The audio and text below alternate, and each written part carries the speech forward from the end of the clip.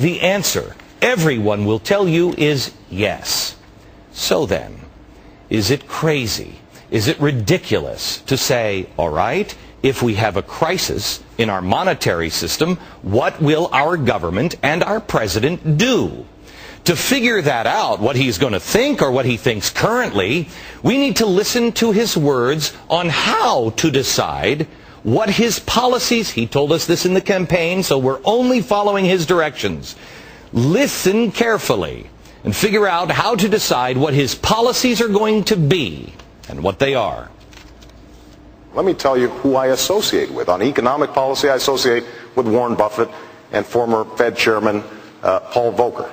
If I'm interested in figuring out my foreign policy, I associate myself with my running mate Joe Biden or with Dick Lugar, the Republican ranking member on the Senate Foreign Relations Committee, or General Jim Jones, the former Supreme Allied Commander of NATO.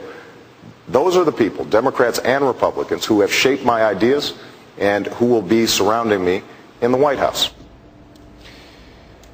America, this program is under a great amount of pressure to not bring you this news.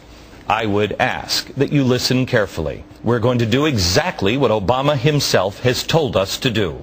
We have to find out about his advisors. Who is shaping his opinion? Who is surrounding him? We know it's not based in eugenics, but what is it? You see, your voice isn't going to be represented in the war room in a crisis situation. And right now, that's all anybody is talking about, in his advisory ring or here on this floor in the studio. We're only talking about, if there's a crisis, what will they do? Whose voice will the president hear? Well, there's Dr. Ezekiel Emanuel. He is a health advisor. He said this in January of this year, quote, "When implemented, the Complete Lives system produces a priority curve on which individuals aged between roughly 15 and 40 years get the most chance, whereas the youngest and oldest people get chances that are attenuated."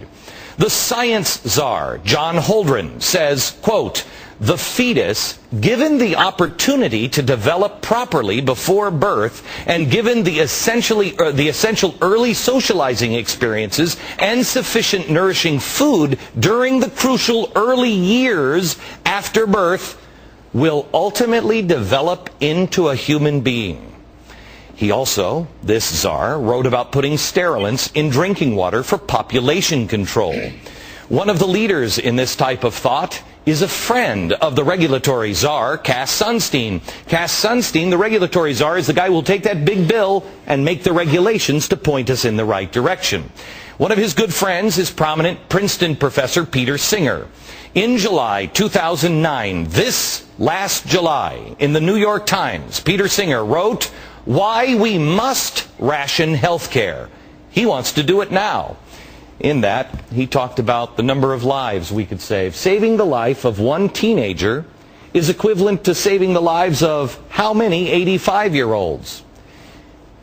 His answer is 14.